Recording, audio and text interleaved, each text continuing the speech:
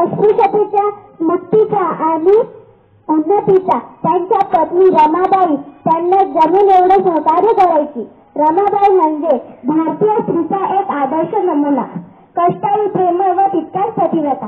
Doctor Babasaheb आंबेडकरांचे रमाबाईवर अतिशय प्रेम होते. ते त्यांना प्रेमाने रामू म्हणत. त्यांच्या वयाच्या 90 वर्षी असताना रमाबाईचे भीमराव सोबत लग्न झाले. तेव्हापासून परदेश वास्तव्यातही संसाराच्या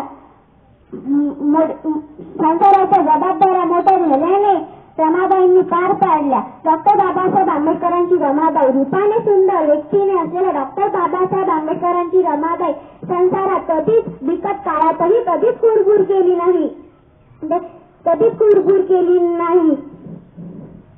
त्यांनी डॉक्टर बाबासाहेब आंबेडकरांनी रमाबाईची इच्छा म्हणून दादशा कॉलनीत हिंदू कॉलनीत राजवाडा नावाचा बंगला बांधला.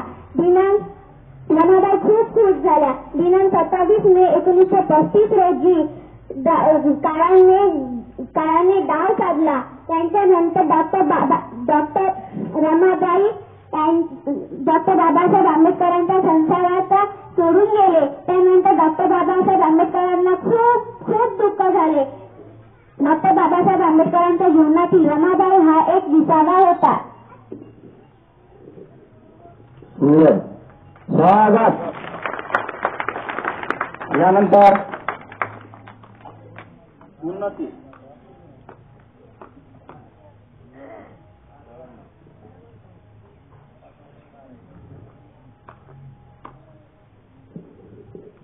आजच्या कार्यक्रमाचे अध्यक्ष श्रीमान यांचे सर आणि माझे गुरुजन आणि माझे बालमित्रांनो, आज मी डॉक्टर आंबेडकर यांच्याविषयी बोलणार आहे. डॉक्टर बाबासाहेब आंबेडकर यांचे मूळ नाव भीमराव होते. त्यांचे वडील रामाजी व्यासंगी व शिक्षणाविषयी आस्था असणारे होते.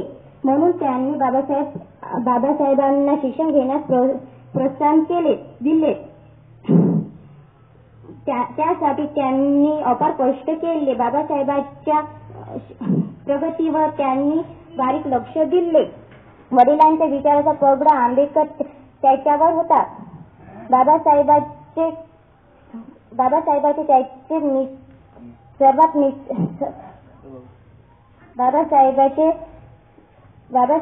सर्वात जवळचे मित्र म्हणजे पुस्तक. ते पुस्तकात खूप रमायचे.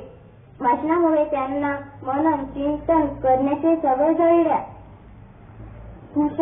बुद्धिमत्ता, उत्तुंग ज्ञान व अखंड वाचन करणाऱ्या आपल्या भारतीय राज्यघटनेचे शिल्पकार झाले. या तर कर्तृत्ववान घटनेचे शिल्पकारांनी अभिनंदन करते. एवढे करून थांबते. जय हिंद.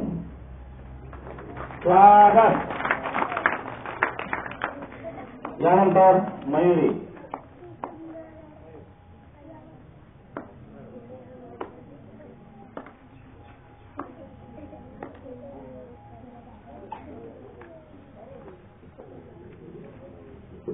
मित्रांनो, आज 14 एप्रिल एका महापुरुषाची जन्मतिथी.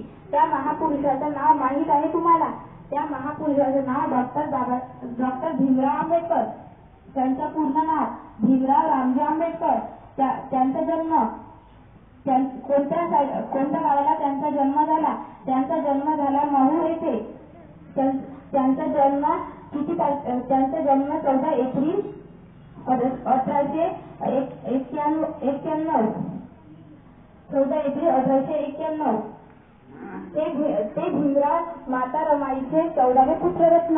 त्यांचे वडील रामजी लष्करामध्ये सुभेदार होते. त्यांना वाटायचे आपल्या मुलाला खूप शिकावं, मोठं व्हावं, नाव कमवावं, समाजाचं भलं करावं.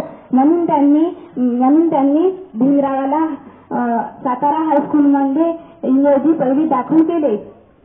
आता बाबासाहेबाच्या हट्टी जीवनाची गोष्ट सांगित आहे. एकदा काय झालं, पावसाळ्याचे दिवस होते. आकाश ढगाने काळकुट्ट, ढगाचे नगारे वाजत होते.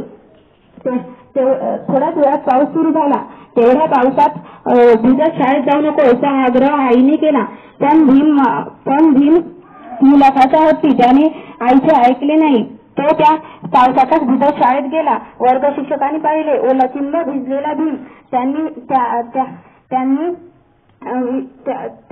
म्हणाले, एवढा भिजत शाळेत कशाला आला? छत्री तरी आणली असती.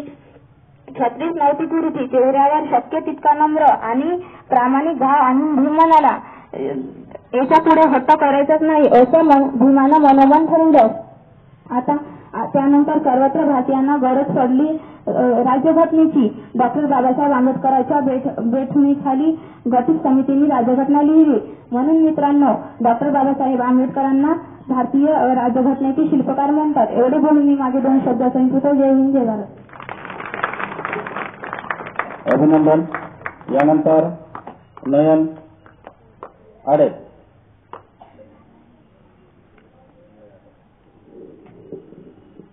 आजच्या कार्यक्रमाचे अध्यक्ष माझे गुरुजन व माझे बालमित्र हो, तुम्हाला मी एका थोर महापुरुषा बद्दल 2 शब्द सांगणार आहे. त्या झुंजार व्यक्तिमत्व असलेल्या महापुरुषाचे नाव होते डॉक्टर भीमराव रामजी आंबेडकर. त्यांना बाबासाहेब या नावाने सारेजण ओळखत आहे. रत्नागिरी जिल्ह्यातील दापोली तालुक्यातील आंबोडे गावात रामजी सप्पार या नावाचे गृहस्थ राहत असत.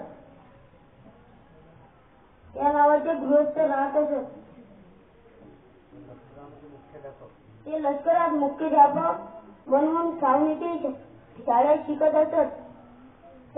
डॉक्टर बाबासाहेब आंबेडकरांचा जन्म 14 एप्रिल 1891 साली मऊ या गावात झाला.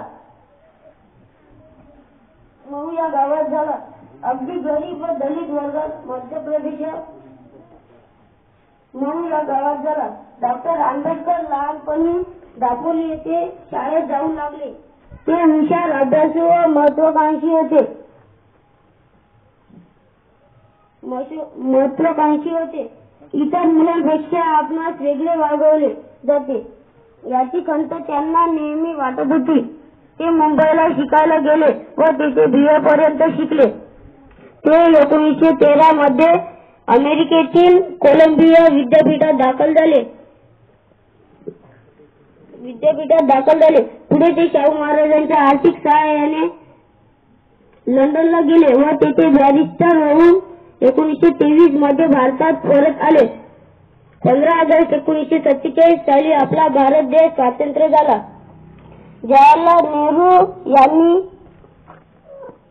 त्यांना मंत्रिमंडळात घेतले.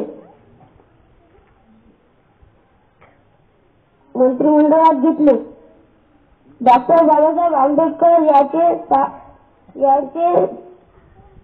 डिसेंबर 1956 रोजी महानिर्वाण झाले. डॉक्टर आंबेडकरांना भारतरत्न ही देशातील सर्वोच्च पदवी मिळाली. एवढे बोलून मी माझे 2 शब्द संपवतो. जय हिंद, जय भारत.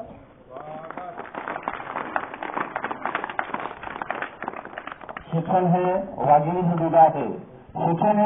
दूध आहे. आणि जो कोणी घेईल तो गुरगुरल्याशिवाय राहत नाही. म्हणून यानंतर आता आपल्या शाळेचे पदवीधर शिक्षक मुनीश्वर सर 2 शब्द सांगतील असे मी सरांना विनंती करतो. मुनीश्वर सर.